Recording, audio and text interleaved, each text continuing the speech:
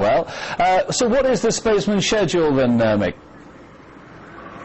Well, Kev, it's just a few hours till the crew, they have their final flight, aerial flight, before their blast off to the International Space Station on the 12th of October. Now they will take off from Tchaikovsky Aerodrome airstrip just on 11 o'clock Moscow time. As soon as they arrive, they're going to have, as you have noticed, 2 weeks before the actual blast off.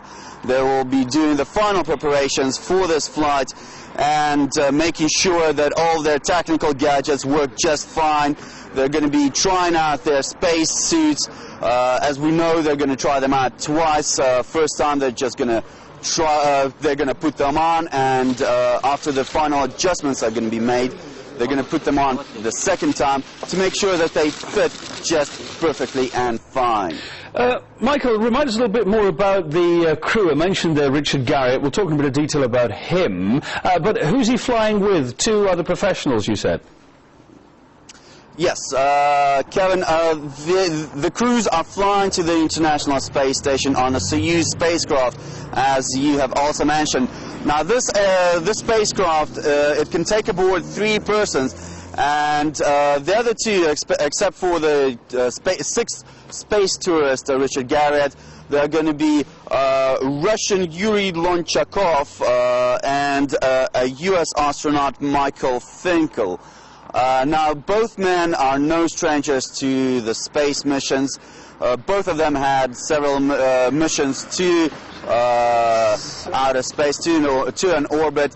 And there's an interesting fact that we've recently learned about Yuri Lonchakov. He was the first person to take this latest modification of a Soyuz spacecraft into outer space, the TMA Soyuz spacecraft, just a few years ago. Now, coming back to our tourist, Richard Garriott, he is, as we just said, he's going to be the 6th ever private citizen to go into space, but at the same time, he's going to be the first U.S. second-generation astronaut to take it into the orbit, and the second one in the world. Yes, the first one is currently in... His father was an astronaut as well, wasn't he? His father, Kevin Owen, yes, his father, Owen Garriott. He used to be an astronaut. He used to fly to space. He flew to space twice, and now he's going to be the second generation, the first American second-generation astronaut. Mick, I just wanted to ask you one final question quickly. As you're saying there, they've got everything covered as best they can. Of course, the one thing that nobody can really cover for is illness. Now, what happens if he falls ill or any of those astronauts fall ill? What's the cover plan? What's the backup? Well, first of all, Kevin, it's a very unlikely situation because the cosmonauts, they have to undergo a very severe quarantine before the flight, medical quarantine.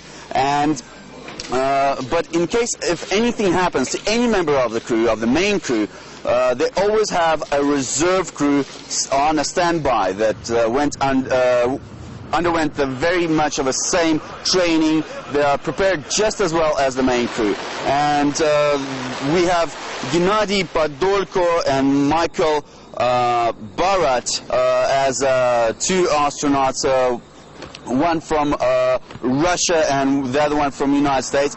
And it's the first time in history that actually we are seeing a tourist, a space tourist, being in a reserve crew. It's Nick Halleck, an Australian tourist. He paid actually $3 million just to sit on a bench, which is pretty much interesting by itself. But we spoke to Nick Halleck a little bit earlier on, and he told us that he still hopes to fly to space, maybe sometime later. Well, they say you pay as your money, you get your thrills, don't they? But not all the time, perhaps. And just assuring our viewers, I'm not going into space either. Okay, well, Mikhail Lebedev at Star City, thanks for being across that story.